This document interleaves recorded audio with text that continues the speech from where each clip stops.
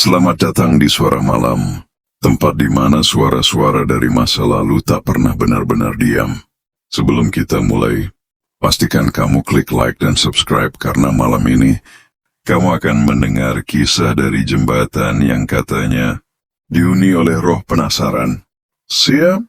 Matikan lampumu, pasang headsetmu, dan jangan pernah menoleh saat suara itu memanggil. Namaku Dimas, aku bekerja sebagai ilustrator, lepas yang sering begadang hingga subuh. Suatu malam di awal Desember, aku mengambil pekerjaan, membuat storyboard film horor bertema urban legend Jakarta. Kliennya meminta sesuatu yang terinspirasi dari si manis jembatan Ancol, tapi bukan versi populer yang muncul di sinetron. Katanya ia ingin yang lebih dekat ke legenda aslinya, yang belum pernah ditampilkan di layar. Cari kisah aslinya, ujarnya. Dan kalau bisa temui saksi langsung. Aku pikir itu hanya permintaan dramatis.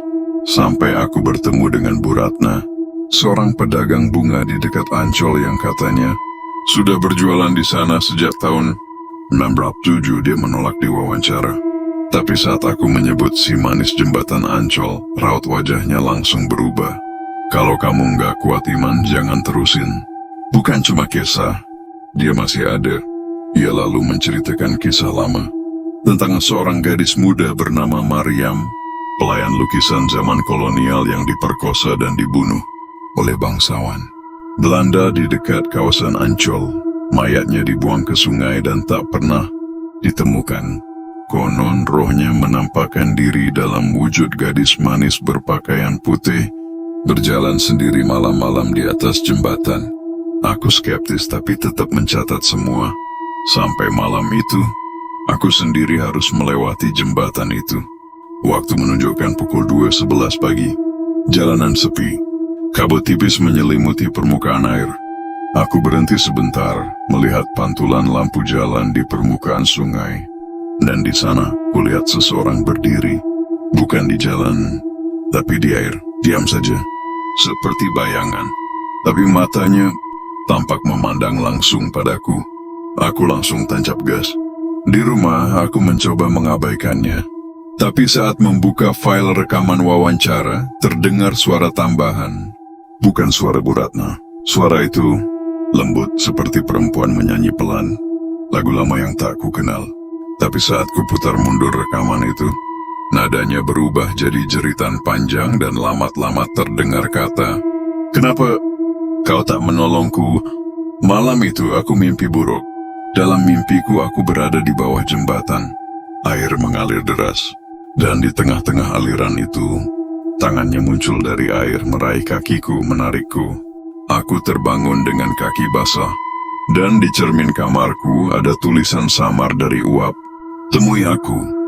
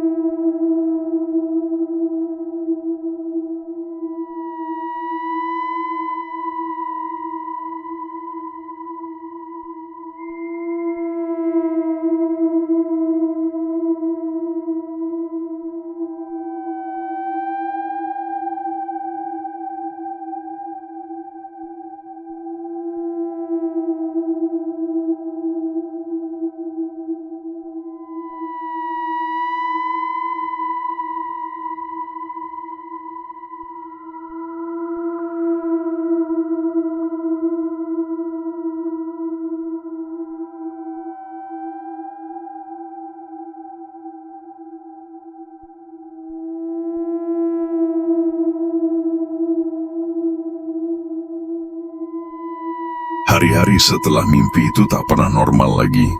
Aku mulai mengalami gangguan. Suara-suara dari bawah lantai. Aroma amis di kamar. Bahkan cat sketsa yang kugunakan berubah warna. Merah seperti darah. Aku tidak menggambar si manis jembatan Ancol lagi, tapi wajahnya muncul sendiri di setiap halaman. Matanya penuh luka. Aku akhirnya kembali ke Ancol, tapi bukan untuk riset. Aku ingin menuntaskan ini.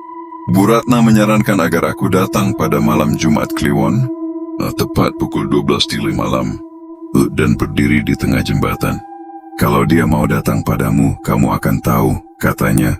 Malam itu aku berdiri di tengah jembatan, membawa bunga Kamboja seperti yang dianjurkan. Langit kelam tak ada bintang, angin lembab meniup pelan, dan dari balik kabut, suara langkah kaki terdengar, pelan, berirama. Yaba muncul perlahan.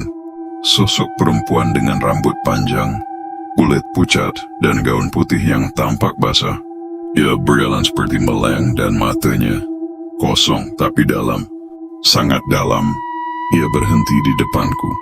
Aku tidak manis. Suara itu seperti bergema langsung di kepalaku. Mereka menyebutku si manis karena takut akan kebenaran. Tapi yang kulakukan bukan karena manis. Aku ingin mereka ingat, Brian Byrne Collecting tidak pernah ditebus. Ia kemudian menyentuh dadaku, dan dalam sekejap, aku berada di masa lalu. Aku melihat tubuh seorang gadis muda, dipukuli, diperkosa, ditertawakan, dan akhirnya dibuang ke sungai, masih bernyawa. Aku berteriak tapi tak bisa bergerak. Aku hanya bisa melihat. Saat kesadaranku kembali, aku berada di pinggir sungai, penuh lumpur, dan di tanganku, bunga Kamboja itu sudah layu. Aku membuka mata perlahan. Di sampingku, ada seorang polisi tua. Kamu juga pernah lihat dia ya? Tanyanya. Sudah banyak yang kayak kamu. Dia nggak jahat. Dia cuma belum selesai. Kini aku tahu, cerita ini harus diceritakan. Karena si manis bukan sekadar legenda. Dia sih adalah suara dari masa lalu, yang tidak akan pernah berhenti berbisik dari bawah jembatan. Dan jika kamu cukup nekat untuk mendekat, mungkin kamu juga akan mendengar lagu itu, dan merasa tangan dingin itu meraih kakimu. Itulah kisah suara dari bawah jembatan. Apakah kamu percaya si manis masih bergentayangan? Ataukah semua ini hanya sisa trauma masa lalu yang menolak dilupakan? Tulis pendapatmu di kolom komentar. Dan kalau kamu pernah mengalami kejadian serupa, ceritakan padaku. Siapa tahu kisahmu jadi cerita suara malam berikutnya. Sampai jumpa di malam berikutnya. Tapi hati-hati, karena suara-suara dari bawah jembatan mungkin masih mengikutimu.